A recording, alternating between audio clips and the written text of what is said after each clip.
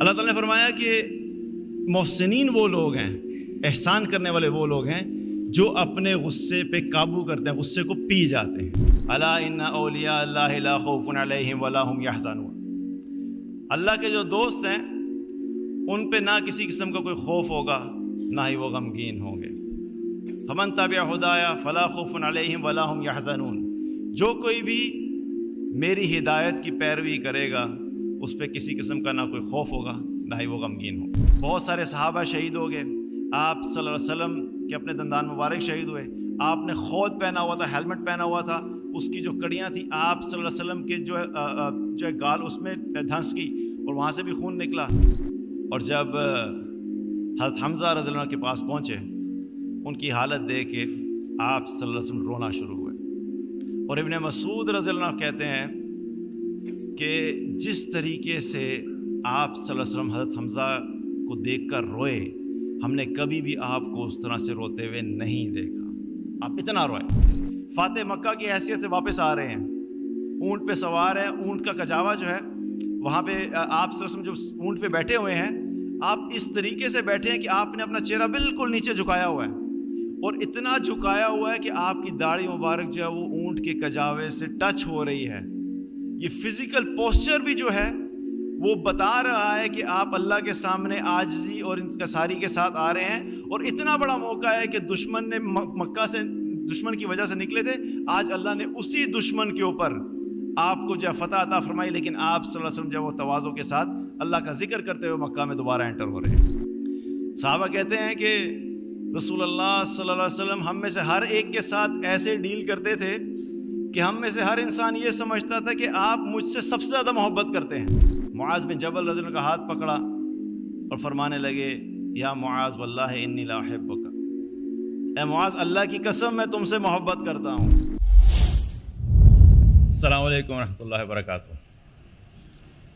الحمدللہ رب العالمین والصلاۃ والسلام علی رسولہ الکریم وعلی آلہ واصحابہ اجمعین، اما بعد، اعوذ باللہ من الشیطان الرجیم، بسم اللہ الرحمن الرحیم، رب اشرح لی صدری ویسر لی امری واحلل عقدۃ من لسانی یفقہوا قولی۔ سب سے پہلے اذان انسٹیٹیوٹ کا میں شکریہ ادا کرنا چاہوں گا کہ they have given the opportunity to be here. It's a great honour کہ اس پلیٹ فارم پہ آ کے بات کرنا، اور اس کے ساتھ ساتھ میں دیکھ رہا ہوں کہ بہت سارے یہاں پہ ماشاءاللہ شیوخ اور علماء بھی موجود ہیں، اور میں خود چونکہ نہ عالم ہوں، ایک طالب علم ہوں دین کا، تو بات کرنے میں اگر کوئی کوتاہی ہو، کوئی غلطی ہو تو علماء میری اصلاح بھی کر سکتے ہیں انشاءاللہ۔ اچھا، ٹاپک جو آج کا ہے that's a very interesting thing. Kashif بھائی نے جب مجھے انوائٹ کیا کہ بھئی ہم اس طریقے سے چاہتے ہیں کہ آپ آ کے ہمارے اس ورک شاپ کے اندر بات کریں، تو میں نے ان سے پوچھا جی اچھا ٹھیک ہے، ٹاپک کیا ہوگا؟ تو میرے ذہن میں تھا کہ مجھے کوئی آسان سا ٹاپک دیں گے، کہیں گے بھئی نبی صلی اللہ علیہ وسلم کا اخلاق، یا آپ صلی اللہ علیہ وسلم ایز اے لیڈرشپ۔ تو مجھے انہوں نے کہا کہ تیمور بھائی آپ کا ٹاپک ہوگا emotional intelligence of prophet Muhammad صلی اللہ علیہ وسلم، and I was like what کہ emotional intelligence is something very recent, اور آپ صلی اللہ علیہ وسلم کی زندگی 14 سال پہلے کی، تو ایک دم سے وہ کنیکشن بلڈ کرنا جو تھا جو ہے وہ سمجھ نہیں آتا کہ کیسے ہوگا۔ میں نے نیگوشیٹ کرنے کی کوشش کی کہ آسان ٹاپک لے لوں، لیکن اسٹک ٹو دیٹ کہ نہیں، آپ نے اسی پہ بات کرنی ہے۔ سو اینی ویز انشاءاللہ اللہ تعالیٰ سے دعا کہ اللہ تعالیٰ مجھے ایسے الفاظ عطا فرمائے کہ جس سے ہم سب فائدہ حاصل کر سکیں۔ ٹاپک جو ہے ایموشنل انٹیلیجنس، اگر اس کو دیکھیں تو اس کا بیک گراؤنڈ جو ہے 1964 میں پہلی دفعہ یہ لفظ جو ہے وہ منظر عام پہ آنا شروع ہوا، اور 1995 میں آفیشیلی اس کے اوپر بہت زیادہ کام شروع ہوا۔ ڈینیل کولمین کی ایک بک تھی ایموشنل انٹیلیجنس کے نام سے، اس کے بعد سے اس کے اوپر بہت سے کام ہوا اور لوگوں نے اس کے اوپر ریسرچ کرنا شروع کی۔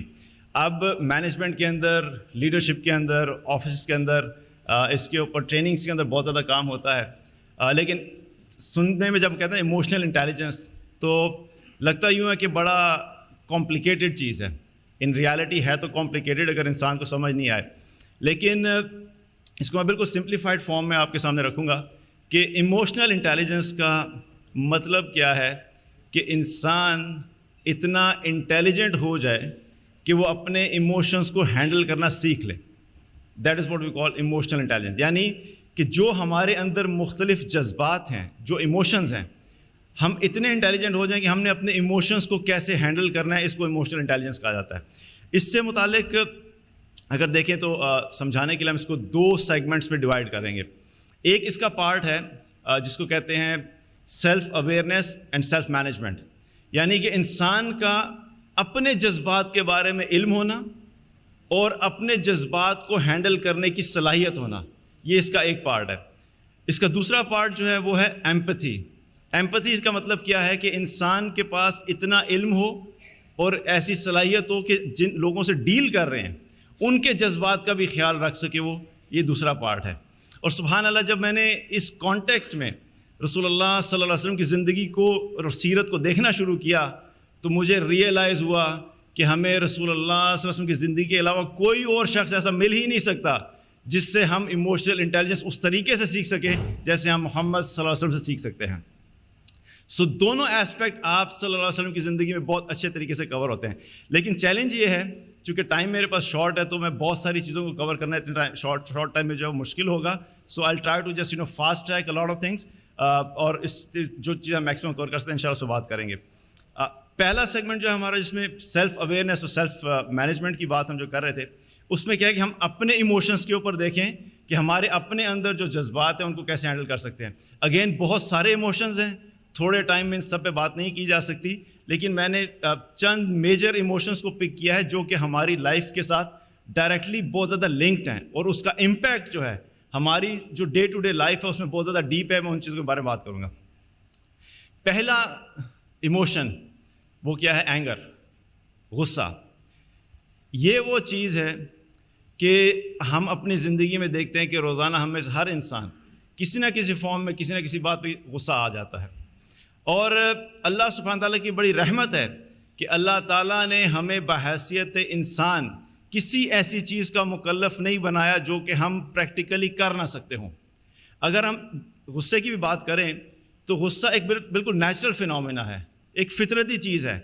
کسی بھی انسان کو غصے کا آنا یہ غلط چیز نہیں ہے، اور نہ ہی ہمارا دین یہ کہتا ہے کہ کسی انسان کو غصہ آنا نہیں چاہیے، بلکہ ہمارا دین ہمیں کیا سکھاتا ہے کہ جب تمہیں غصہ آئے تو تم نے غصے کو ہینڈل کیسے کرنا ہے، غصے کو قابو کیسے کرنا ہے، کتنا غصہ کرنا ہے، کتنا غصہ نہیں کرنا، اور کبھی کبھی غصے کا اگر اظہار کرنا بھی ہے تو کہاں کرنا ہے. یہ ساری ڈیٹیلز ہمارا دین ہمیں بتاتا ہے، اور یہ سب چیزیں ہمیں محمد صلی اللہ علیہ وسلم کی زندگی میں ملتی ہیں کہ کس طریقے سے ہمیں فالو کرنا ہے. تو پہلی چیز ہمیں یہ کلیئر ہونی چاہیے کہ غصے کا آنا جو ہے وہ فطرتی چیز ہے. اس کو ختم کرنے کی کوشش نہیں کرنی چاہیے. بہت سے لوگ کہتے ہیں کہ بس دعا کریں جی مجھے غصہ آئے نا، تو یہ ایک غیر فطرتی چیز ہوگی. اس کے پیچھے بھاگنا شروع کریں گے تو اس کو کبھی بھی اچیو نہیں کر سکیں گے. اصل جو ہمیں فوکس کرنا چاہیے کہ غصے کو کنٹرول کیسے کرنا ہے. اللہ سبحانہ تعالیٰ نے قرآن میں محسنین کی صفات کا ذکر کیا ایک جگہ پہ، اور ان کی صفات میں سے ایک صفت کا ذکر کیا. وہ فرمایا والکاظمین الغیظ والعافین عن الناس واللہ یحب المحسنین. اللہ تعالیٰ نے فرمایا کہ محسنین وہ لوگ ہیں، احسان کرنے والے وہ لوگ ہیں جو اپنے غصے پہ قابو کرتے ہیں، غصے کو پی جاتے ہیں. یعنی انہیں پتہ ہوتا ہے کہ غصہ اگر آئے گا تو میں نے اپنے غصے کو کیسے ہینڈل کرنا ہے اور کیسے کنٹرول کرنا ہے. اسی طریقے سے ایک مرتبہ ایک صحابی نبی کریم صلی اللہ علیہ وسلم کے پاس آئے اور آ کے عرض کی کہ اللہ کے رسول مجھے نصیحت کیجیے. تو آپ صلی اللہ علیہ وسلم نے فرمایا لا تغضب، غصہ مت کیا کرو. وہ صحابی کہتا ہے میری بات سن کے واپس آ گیا. جب میں نے بیٹھ کے غور و خوض کیا کہ اس کے پیچھے کیا ہے، ڈیٹیل کیا ہے، تو کہنے لگے کہ تب مجھے ریئلائز ہوا کہ غصہ جو ہے بہت ساری برائیوں کی جڑ ہے. اور ریالٹی بھی یہی ہے کہ اگر ہم دیکھیں ہمارے معاشرے کے اندر بہت سی جو برائیاں ہوتی ہیں، گالی گلوچ، مارنا پیٹنا، قطع رحمی، ایک دوسرے سے تعلق توڑ دینا، ایک دوسرے کی عزت کا خیال نہ رکھنا، اور یہ طلاق جیسی بڑا جو ایک سچویشن ہوتی ہے اس کے پیچھے بھی ایک بہت بڑا ریزن کیا ہوتا ہے؟ غصہ. تو غصہ جو ہے، جو انسان اپنے غصے کو قابو نہیں کر پاتا اس کی وجہ سے معاشرے میں بڑا بگاڑ ہوتا ہے. تو یہ چیز کیا ہے کہ غصہ جو ہے بہت ساری برائیوں کی جڑ ہوتی ہے. اب نبی صلی اللہ علیہ وسلم کی زندگی میں بھی بہت سارے ایسی سچویشنز آئیں جہاں پہ انہوں نے پریکٹیکلی ڈیمونسٹریٹ کیا کہ کس طریقے سے ایموشنز کو ہینڈل کرنا ہے. حضرت انس رضی اللہ عنہ جو ہیں وہ فرماتے ہیں کہ میں ایک مرتبہ آپ صلی اللہ علیہ وسلم کے ساتھ جا رہا تھا. آپ صلی اللہ علیہ وسلم نے موٹی کنارے والی نجرانی چادر پہنی ہوئی تھی. اتنے میں ایک بدو آیا اور بدو نے آ کے زور سے اس چادر کو کھینچا. اور اس نے اتنے زور سے چادر کو کھینچا کہ آپ کے گردن کے اوپر اس کا نشان پڑ گیا. اور وہ بدو کہنے لگا کہ اے محمد، اللہ نے جو کچھ آپ کو دیا ہے اس میں سے ہمارے لیے بھی حکم جاری کریں، یعنی جو کچھ بھی آپ کے پاس مال غنیمت کے طور پہ آتا ہے اس میں سے ہمیں بھی کچھ دیں. اب یہاں پہ میں آگے جانے سے پہلے تھوڑا سا پاز لوں گا. جسٹ امیجن دا سچویشن کہ ہو کیا رہا ہے، کہ اپنے اوپر اپلائی کر کے دیکھیں کہ ہم اس طرح گلی سے گزرتے ہوئے جا رہے ہیں اور کوئی غریب مانگنے والا آئے اور ہماری چادر زور سے کھینچے اور ہماری گردن پہ نشان پڑ جائے تو ہمارا ریئیکشن کیا ہوگا. میں اس لیے بتا رہا ہوں کہ ہمیں اپنی لائف کو ریلیٹ کر کے دیکھنا چاہیے کہ ہمیں یوں لگتا ہے کہ آپ صلی اللہ علیہ وسلم کی زندگی میں جو چیزیں ہوتی ہیں ہمیں لگتا ہے بہت آسان ہوگا، لیکن جب ہمارے اپنے اوپر وہ سچویشن آتی ہے تو تب انسان کو سمجھ آتی ہے کہ کس طریقے سے آپ صلی اللہ علیہ وسلم نے چیزوں کو ہینڈل کیا. تو اگر کوئی ہمارے ساتھ کرے گا تو ہمارا پہلا ریئیکشن کیا ہوگا کہ ایک جھانپڑ تو لگے گا کم از کم، ٹھیک ہے. اور اگر یہ نہیں لگے گا تو کم سے کم درجے میں اس کو اتنا سنائیں گے کہ دوبارہ وہ ہماری گلی میں نظر نہیں آئے گا. لیکن آپ صلی اللہ علیہ وسلم نے کس طریقے سے رسپونڈ کیا، آپ نے اس بدو کو دیکھا اور دیکھ کر مسکرائے اور صحابہ جو موجود تھے وہاں پہ ان سے کہا کہ اس کو بھی اس میں سے کچھ چیز عطا کر دو. And that's how he responded to the situation.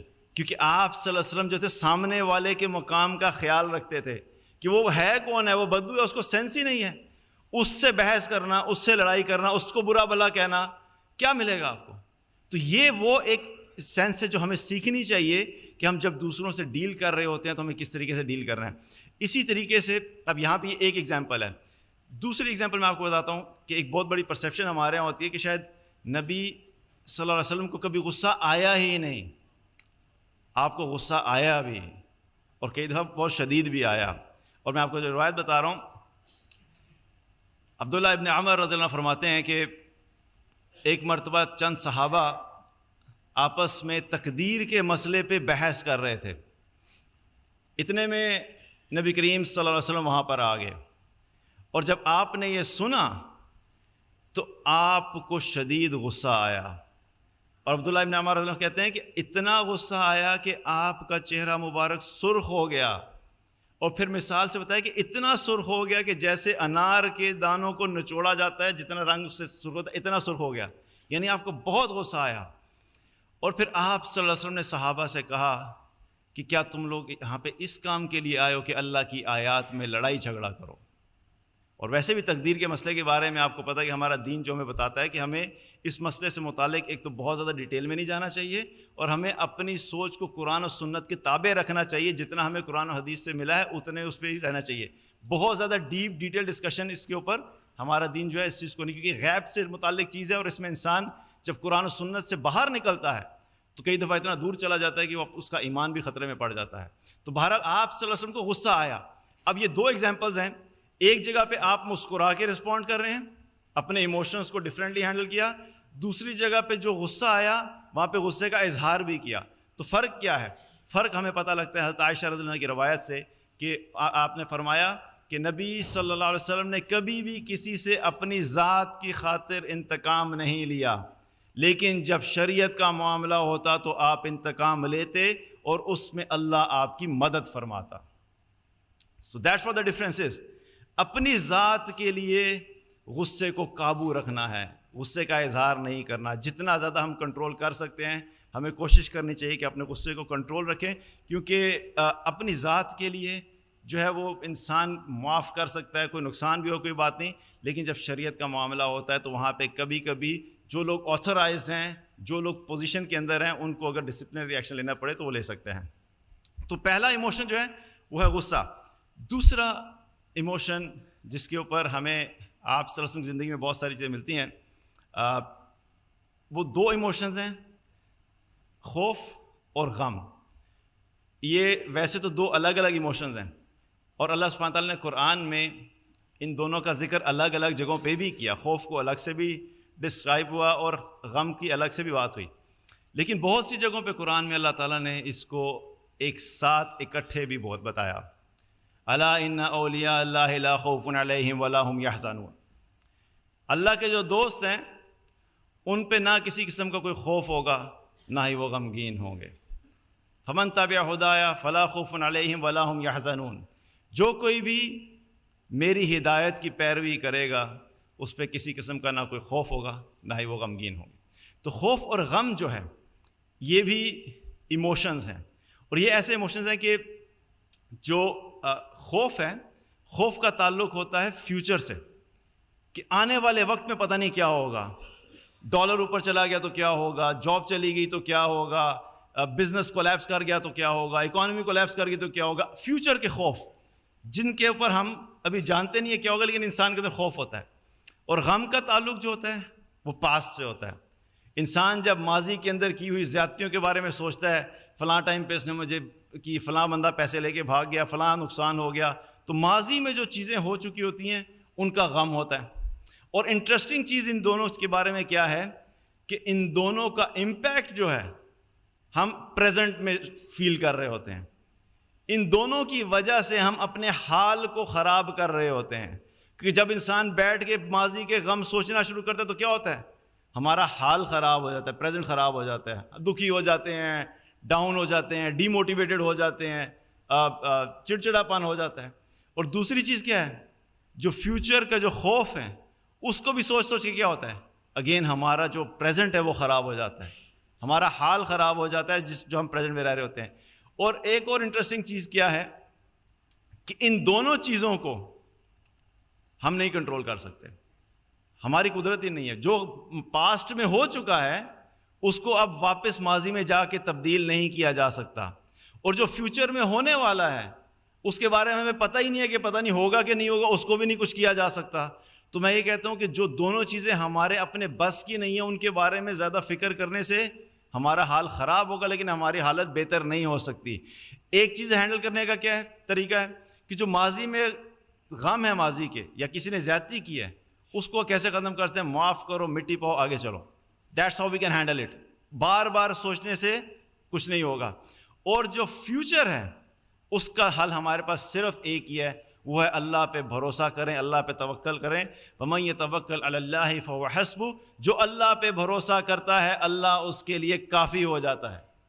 تو فیوچر کے لیے اللہ پہ بھروسہ کریں، ٹھیک ہے، محنت کریں، پلاننگ کریں، سب چیزیں اپنی جگہ پہ، لیکن اس کے علاوہ ضرورت سے زیادہ سوچنے سے کیا ہوتا ہے کہ ہم جو ہے ایموشنلی ڈسٹرب ہو جاتے ہیں۔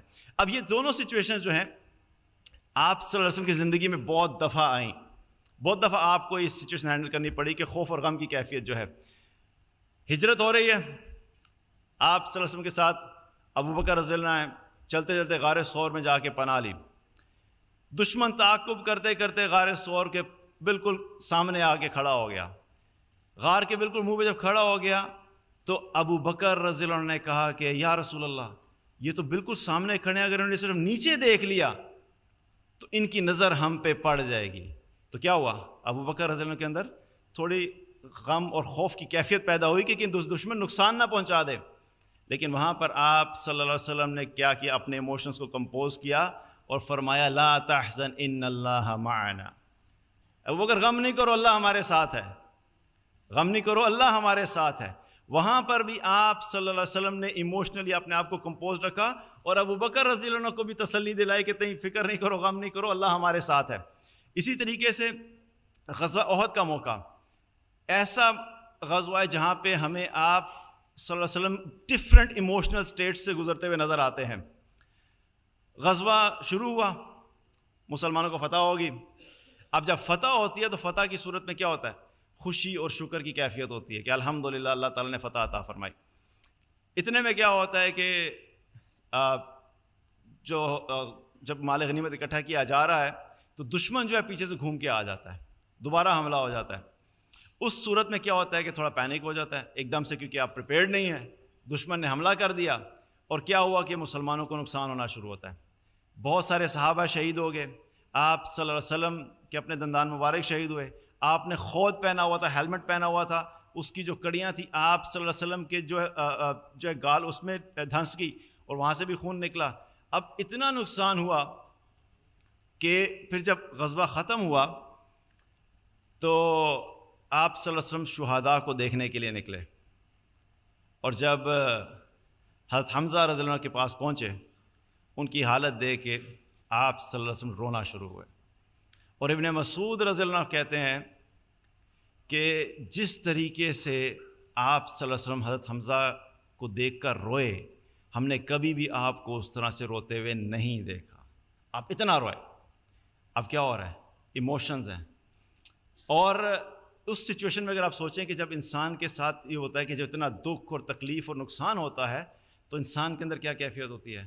غم اور غصے کی کیفیت ہوتی ہے. وہ ایموشنز اندر جو ہوتے ہیں انسان کے اوپر، انسان کا دل چاہتا ہے کہ میں انتقام لوں اور مجھے کسی طریقے سے دوبارہ موقع ملے تو میں دشمن کو مزہ چکھا دوں. لیکن کیا ہے، چونکہ رحمت للعالمین ہے، جب ایموشنل سیٹل ہوتے ہیں تو اچانک خیال آتا ہے کہ ان لوگوں نے کیا کیا.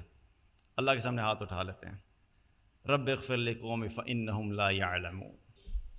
اے میرے رب میری اس قوم کو معاف کر دے، یہ لوگ جانتے ہی نہیں ہیں، انہیں پتہ ہی نہیں ہے کہ یہ کیا کر رہے ہیں. اتنا نقصان ہوا، آپ کے قریبی صحابہ شہید ہوئے، مسلمانوں کا بہت نقصان ہوا، لیکن اس کے باوجود آپ کی رحمت کا جذبہ پھر غالب آ جاتا ہے. پھر سے آپ کو احساس ہوتا ہے کہ یہ قوم ہے، ان کو احساس نہیں ہے کہ یہ کیا کر رہے ہیں. آپ کو خدشہ ہے کہ یہ نہ ہو کہ اللہ کا عذاب ان کے اوپر آ جائے. اللہ سے انہی لوگوں کی مغفرت کی دعا کرنے لگ گئے کہ اللہ ان کو معاف کر دے، ان کو پتہ ہی نہیں ہے. اب یہ کیا ہے؟ یہ ہمدردی کے ایموشنز ہیں، شفقت کے ایموشنز ہیں. اب دوبارہ سے اپنی امت کے لیے جو محبت، خیر خواہی اور ہمدردی کے جو جذبات تھے وہ غالب آ جاتے ہیں، اور آپ صلی اللہ علیہ وسلم پھر ان کے لیے دعا کرتے ہیں کہ اللہ تعالیٰ ان کو معاف فرما دے.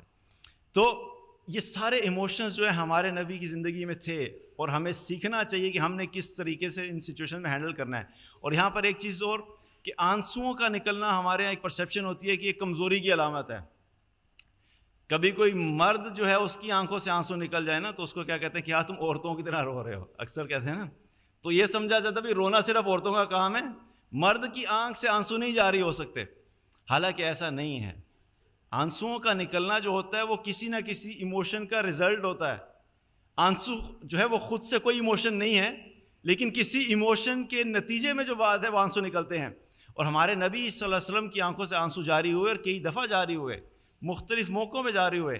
آپ نماز میں کھڑے میں آپ کی آنکھوں سے آنسو جاری ہو گئے. آپ اللہ کا کلام سن رہے ہیں، آپ کی آنکھوں سے آنسو جاری ہو گئے. آپ صحابہ کے ساتھ ایک جگہ قبر پہ بیٹھے ہوئے ہیں، آپ کی آنکھوں سے آنسو جاری ہو اور اتنا روئے کہ قبر کی مٹی گیلی ہو گئی. اور پھر آپ صلی اللہ علیہ وسلم کے جب قریبی کوئی جاننے والا دنیا سے جانے والا ہو تو تب بھی آپ روئے. آپ کے بیٹے ابراہیم کہ انتقال کا وقت ہے، بالکل وقت آخری وقت پہ ہیں، آپ کو خبر پہنچتی ہے کہ یا رسول اللہ ابراہیم جو ہے ان کی طبیعت ٹھیک نہیں ہے اور وہ اپنی آخری سانسیں لے رہے ہیں. آپ فوراً پہنچتے ہیں اپنے بیٹے کے پاس، پہنچتے ہیں اور پہنچ کے اپنے ہاتھوں میں لیتے ہیں، اپنی گود میں لیتے ہیں، اور پھر اپنے سینے سے لگا لیتے ہیں. اور سینے سے لگانے کے بعد آنکھوں سے آنسو جاری ہو جاتے ہیں. عبد الرحمن بن عوف رضی اللہ عنہ موجود ہیں، سارا منظر دیکھ کے کہتے ہیں یا رسول اللہ آپ بھی روتے ہیں، آپ کی بھی آنکھوں سے آنسو جاری ہوتے ہیں؟ تعجب سے پوچھا تو آپ صلی اللہ علیہ وسلم نے فرمایا کہ آنکھوں سے آنسوؤں کا جاری ہونا رحمت ہے.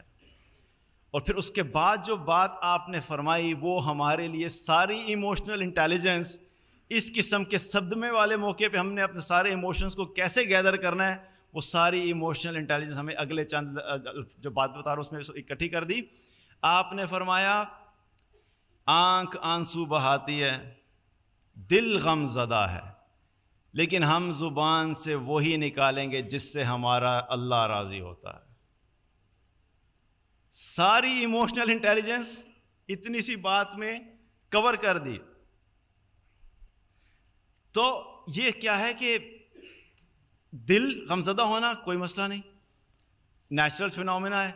آنکھ سے آنسو جاری ہو رہا ہے، کوئی مسئلہ نہیں، نیچرل چیز ہے. لیکن اللہ نے ہمیں کنٹرول دیا ہے کہ اپنی زبان سے ایسے الفاظ مت نکالنا جس سے اللہ ناراض ہو. اور یہ ہوتا ہے کہ اکثر کیا ہوتا ہے کہ جب کہیں پہ میت کے اوپر لوگ بیٹھے ہوتے ہیں تو کیا ہوتا ہے، ایسے روتے ہیں، ایسے واویلا مچاتے ہیں، ایسے الفاظ کہتے ہیں جو کہ انسان کو کفر تک لے جاتے ہیں. تو رونے میں کوئی مسئلہ نہیں ہے، جذبات کو کنٹرول کرنا یہ ہمارا دین سکھاتے ہیں، اور یہ ہمیں پریکٹیکلی آپ صلی اللہ علیہ وسلم کی زندگی سے پتہ لگتا ہے. اسی طریقے سے تیسرا جو ایموشن ہے وہ کیا ہے، خوشی کا. خوشی ایک ایسا جذبہ ہے کہ جس میں ہم لوگوں کو اندازہ نہیں ہوتا کہ ہم کس طریقے سے اس کو منائیں. اکثر کیا ہوتا ہے کہ جب کوئی خوشی کا موقع ہوتا ہے, بیٹے کی شادی ہے, بہت بڑی خوشی کا موقع ہے, تو ہم اس خوشی کے موقع پہ جتنا اللہ کو ناراض کرتے ہیں عام حالات میں شاید اللہ کو ناراض نہیں کرتے. اب بیٹے کی شادی ہو رہی ہے, چلیں جی مہندی سٹارٹ کریں. پہلے دن لڑکے والے مہندی لے کر آئیں گے, وہ اسٹیج پہ ڈانس کریں گے. دوسرے دن لڑکی والے مہندی لے کر آئیں گے, وہ اسٹیج پہ ڈانس کریں گے. تیسرے دن لڑکا لڑکی اکٹھے ہو کے اسٹیج پہ ڈانس کریں گے, اور اس کو خوشی کا نام دیا جاتا ہے انا للہ و انا الیہ راجعون. اللہ کی ناراضگی اور اللہ کے غضب کو للکار کے ہم خوش ہو رہے ہوتے ہیں کہ ہم نے بڑی خوشی منا لی. اللہ کی ناراضگی میں کبھی مسلمان کو خوشی نہیں مل سکتی ہے, یاد رکھیے. تو بہرحال یہ خوشی منانے کا ہمیں طریقہ ہی نہیں پتا. ہمارے نبی صلی اللہ علیہ وسلم کا طریقہ کیا تھا؟ جب کوئی خوشی ہوتی تو آپ مزید تواضع اختیار کرتے, آپ مزید عاجزی اختیار کرتے, آپ اللہ کا ذکر کثرت سے کرتے. فاتح مکہ کی حیثیت سے واپس آ رہے ہیں, اونٹ پہ سوار ہے, اونٹ کا کجاوا جو ہے وہاں پہ آپ صلی اللہ علیہ وسلم جو اونٹ پہ بیٹھے ہوئے ہیں, آپ اس طریقے سے بیٹھے ہیں کہ آپ نے اپنا چہرہ بالکل نیچے جھکایا ہوا ہے, اور اتنا جھکایا ہوا ہے کہ آپ کی داڑھی مبارک جو ہے وہ اونٹ کے کجاوے سے ٹچ ہو رہی ہے. یہ فزیکل پوسچر بھی جو ہے وہ بتا رہا ہے کہ آپ اللہ کے سامنے عاجزی اور انکساری کے ساتھ آ رہے ہیں. اور اتنا بڑا موقع ہے کہ دشمن نے مکہ سے, دشمن کی وجہ سے نکلے تھے, آج اللہ نے اسی دشمن کے اوپر آپ کو جو فتح عطا فرمائی, لیکن آپ صلی اللہ علیہ وسلم جو وہ تواضع کے ساتھ اللہ کا ذکر کرتے ہوئے مکہ میں دوبارہ انٹر ہو رہے ہیں. اسی طریقے سے اگلا ایموشن جو ہے وہ شکر کا ہے, جو کہ اس کے ساتھ لنکڈ ہے خوشی کے ساتھ. اور شکر ایسی چیز ہے کہ آج اگر ہم دیکھیں تو ہماری زندگیوں سے شکر نکل گیا ہے, جس کی وجہ سے ہم لوگ بہت ساری مشکلات کا سامنا کرتے ہیں. اللہ سبحانہ تعالیٰ نے قرآن میں فرمایا لَإِن شَكَرْتُمْ لَأَزِيدَنَّكُمْ وَلَإِن كَفَرْتُمْ إِنَّ عَذَابِي لَشَدِيدٌ. اگر تم شکر کرو گے تو میں تمہیں بڑھاؤں گا, مزید بڑھاؤں گا, اور اگر تم ناشکری کرو گے تو یاد رکھو کہ میرا عذاب بڑا شدید ہے.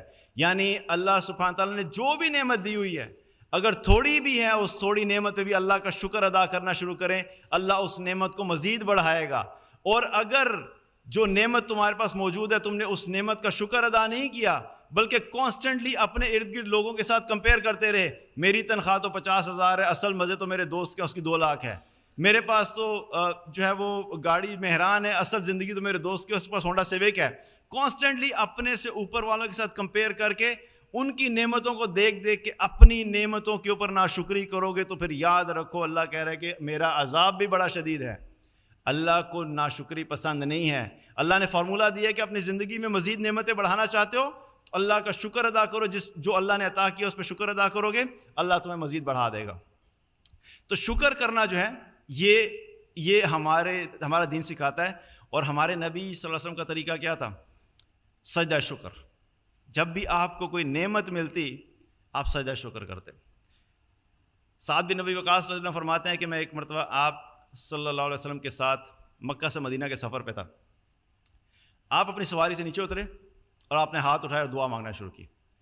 دعا مانگتے رہے اور اس کے بعد آپ سجدے میں گر گئے, آپ نے سجدہ کیا, اور پھر آپ کھڑے ہوئے, آپ نے پھر دعا مانگنا شروع کی. اس کے بعد پھر آپ سجدے میں گر گئے اور لمبا سجدہ کیا, آپ پھر کھڑے اور تیسری دفعہ بھی یہی کیا.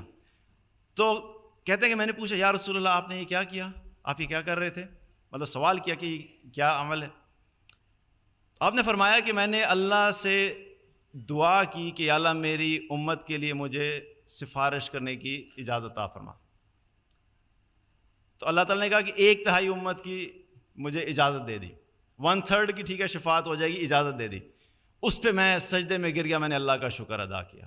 میں پھر کھڑا ہوا, میں نے پھر دعا کرنا شروع کی یا اللہ جو باقی رہ گئی ہیں اس کی بھی اجازت دے دے. اللہ تعالیٰ نے 2/3 کی اجازت دے دی, میں پھر سجدہ شکر کیا. اور میں پھر کھڑا ہوا, میں نے دعا کی اللہ جو رہ گئے ہیں باقی آخری حصہ اس کی بھی اجازت دے دے. اللہ نے مجھے اس کی بھی اجازت دے دی اور میں نے پھر سجدہ شکر کیا. تو یہ ہے کہ خوشی کا موقع ہو, نعمت کا موقع ہو, اللہ کوئی نعمت دے تو ہمیں نبی صلی اللہ علیہ وسلم سے سیکھنا چاہیے کہ ہمیں کس طریقے سے اپنی خوشی کا اظہار کرنا, شکر کا اظہار کرنا. تو یہ چند ایموشنز ہیں, اس کے علاوہ اور بہت سارے ہیں, اوبیسلی چونکہ ٹائم نہیں ہے تو ان کو کور نہیں کیا جا سکتا.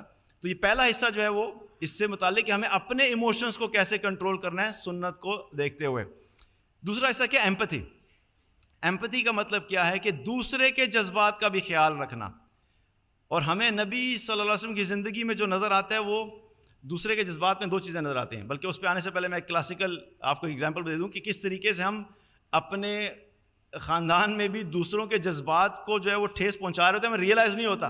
اور کلاسیکل ایگزامپل کیا ہے کہ آپ کے اندر صلہ رحمی کا جذبہ پیدا ہوا اور آپ اپنے خاندان والوں سے ملنے کے ارادہ کیا کہ چلے بھی جا کے ملتے ہیں. کافی ٹائم کے بعد ملاقات کا ارادہ کیا.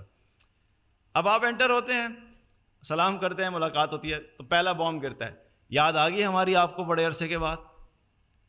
اچھا, انسان کہتا ہے بھی ایک تو میں ملنے کے لیے آ رہا ہوں, یاد بھی مجھے آئی ہے, تو مجھے سننا پڑتا ہے. بہرحال انسان صبر کرتا ہے, کہتا ہے کوئی بات نہیں, چلو آگے چلتے ہیں. دوسرا بام, تمہارا رنگ کتنا کالا ہو گیا ہے, NCC کر کے آ رہے ہو کیا؟ اینڈ یو لائک اچھا میں تو بڑے اچھی نیت سے آیا تھا ملنے کے لیے. اب یہ دوسرا شوق ملتا ہے انسان کو. انسان تھوڑا بیٹھتا ہے, ابھی سیٹل ہوتا ہی ہے, تو تیسرا شوق, ویٹ کتنا بڑھ گیا تمہارا, تو پیٹ نکلا ہوا ہے. And you like man what's going on. اب انسان بڑی مشکل سے جذبات کرتا ہے. تو پھر اس کے بعد اگلا سیشن جو بڑا امپورٹنٹ ہوتا ہے, پھر 4-5 قسم کی ڈشز سامنے آ جاتی ہیں. اس کے بعد پھر کہتے ہیں اب کھاؤ کھاؤ. بندہ کہتا ہے اب کیا کھانے کے لیے رہ گیا, جو انٹرسٹ ملی ہے. لیکن پھر آپ کو زبردستی کھلایا جاتا ہے, اور پھر انسان کہتا ہے نہیں دیکھیں میں تھوڑا سفر میں ہوں تو میرا پیٹ اتنا ٹھیک نہیں ہے. نہیں تو کیا فرق پڑتا ہے, چنا چاٹ کھا لو, اس سے پیٹ کا کیا فرق پڑتا ہے. چنا چاٹ پیٹ. تو بات کیا ہے کہ مقصد بتانے کا کہ شروع کہاں سے ہو رہا ہے, اسٹارٹنگ پوائنٹ کیا ہے کہ ہم خیال نہیں کرتے کہ ہمارے الفاظ دوسرے کے جذبات کو کیسے ٹھیس پہنچا رہے ہوتے ہیں. ایک انسان آپ سے ملنے آیا ہے, صلہ رحمی کے نیت سے آیا, ویسے ملنے آیا ہے, تو اس کو اچھے طریقے سے ریسیو کریں.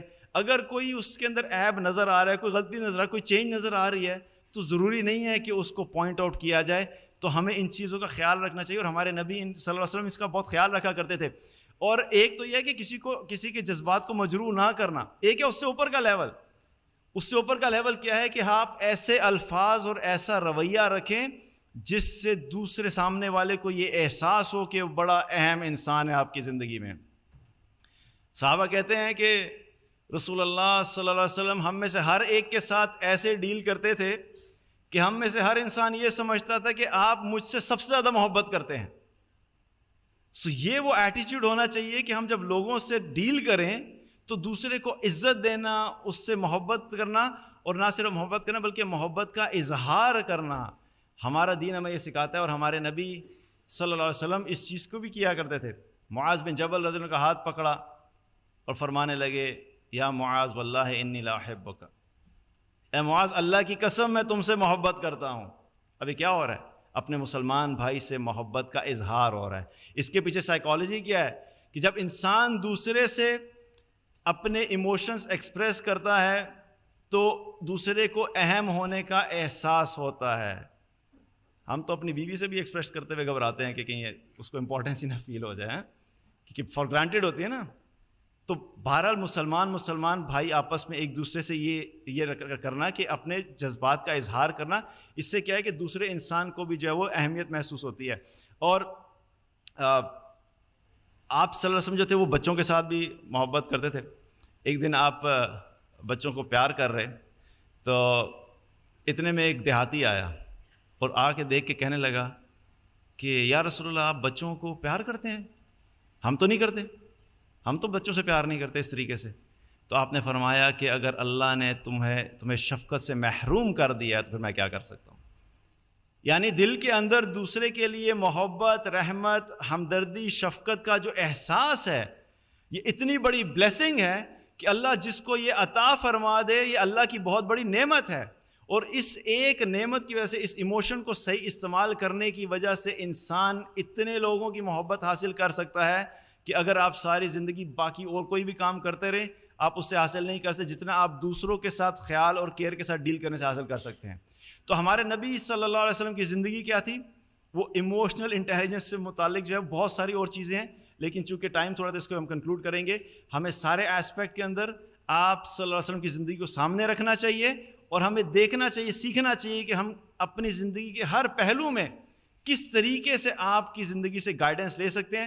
جب ہم قرآن و سنت کو سامنے رکھ کے اپنی زندگی گزاریں گے, میں آپ کو یقین دہانی کرا سکتا ہوں کہ جو پرسنالٹی آپ کیری کریں گے سنت کو فالو کر کے, میں اس لیے آپ کو بتا رہا ہوں کیونکہ میں نے بہت ساری ٹریننگز اٹینڈ کی, ہیومن بیہیویئرس کے اوپر اور لیڈرشپس کے اوپر انٹرنیشنل لیول کے اوپر جا کے ٹریننگ اٹینڈ کی. میں جب ان ٹریننگس کو دیکھتا ہوں اور پھر دوسری طرف جب میں رسول اللہ صلی اللہ علیہ وسلم کی زندگی کا مطالعہ کرتا ہوں تو مجھے یوں لگتا ہے کہ ساری ٹریننگز ایک طرف رکھ دو. اگر صرف ایک ٹارگٹ بنا لیں کہ میں نے اپنی زندگی نبی صلی اللہ علیہ وسلم کی زندگی کے مطابق گزارنی, آپ کو کسی ٹریننگ کی ضرورت نہیں پڑے گی. آپ کو پریکٹیکلی اتنا کچھ مل جائے گا فالو کرنے کے لیے کہ آپ کو باہر جا کے اپنے ہیومن بیہیویئر, سائیکالوجی, ایموشن, ان سب چیزوں کے لیے آپ کو اتنا کچھ ملے گا, آپ کو کسی اور چیز کی ضرورت نہیں ہے. اللہ تعالیٰ سے دعا ہے کہ اللہ تعالیٰ ہم سب کو عمل کرنے کی توفیق عطا فرمائے. وآخر الدعوانا الحمد للہ رب العالمین.